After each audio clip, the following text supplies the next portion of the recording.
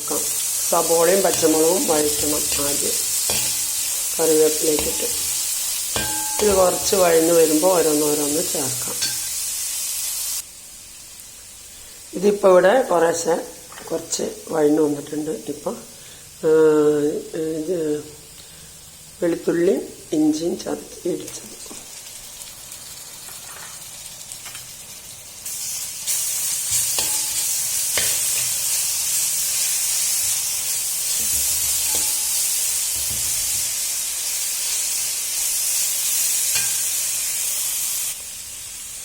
ഇപ്പം നമുക്ക് കുറച്ച് തക്കാളി ചേർക്കാം.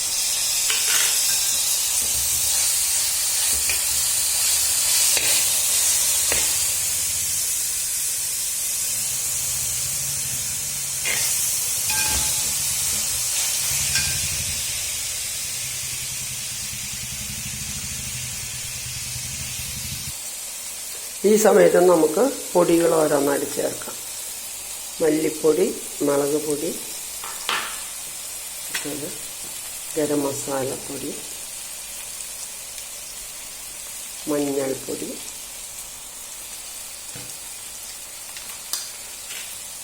ഇതെല്ലാം വഴങ്ങുമ്പോൾ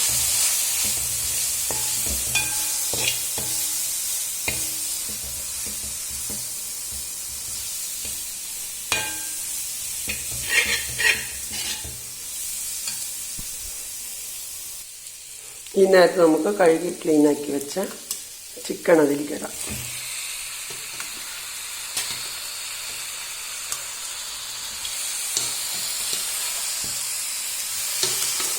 ഇത് നന്നാക്കിയിട്ട് 1 കിലോ ഉണ്ട്.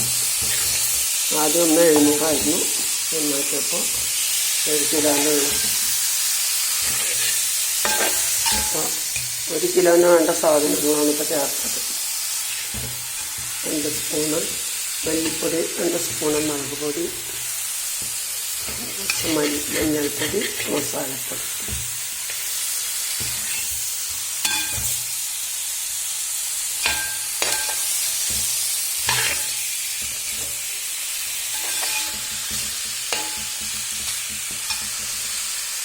കുറച്ച് തൈര് ഒഴിക്കാം നമുക്ക്.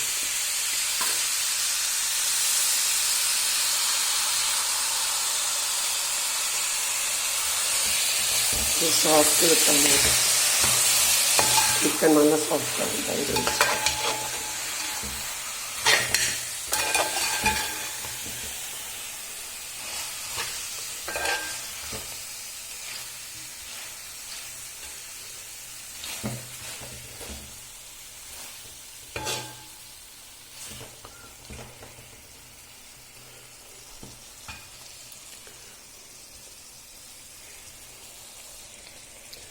ഇതിപ്പോൾ ചെറിയൊരു തള വരുമ്പോൾ നമുക്ക് ഇത്തിരി തിളച്ച വെള്ളം ഒഴിച്ചിട്ട് ഒന്ന് നന്നായി വേവിക്കാം.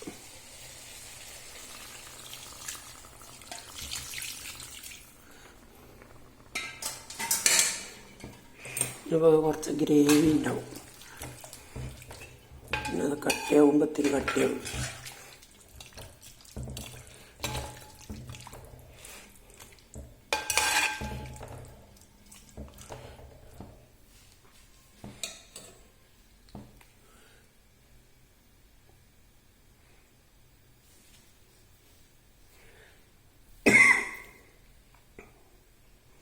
ഇതിപ്പോൾ ഇവിടെ കുറച്ച് നേരം, ഒരു 20 മിനിറ്റ് നേരം വെന്ത ഇതാവും.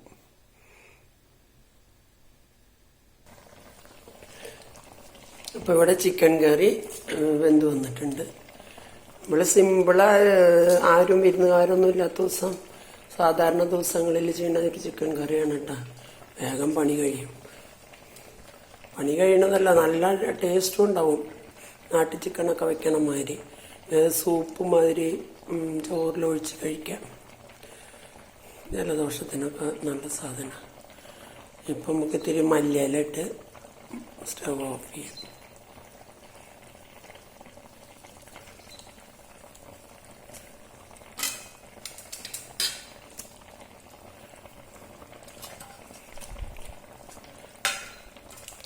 എല്ലാം കറക്റ്റായി വന്നിട്ടുണ്ട്.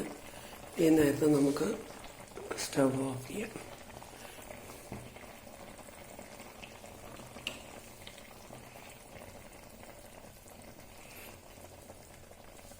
കുറച്ച് നേരം ഇങ്ങനെ ഇരുന്നിട്ട്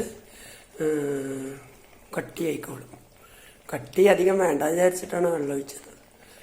ചോറിലൊഴിച്ച് സൂപ്പ് മാതിരി കഴിക്കാം. അപ്പം എല്ലാവരും ഇതൊന്ന് ട്രൈ ചെയ്ത് നോക്കുക കേട്ടോ. നല്ല ടേസ്റ്റ് ഉണ്ടായിരിക്കും. വെറുതെ പറയണതല്ല, സൂപ്പറാണ്.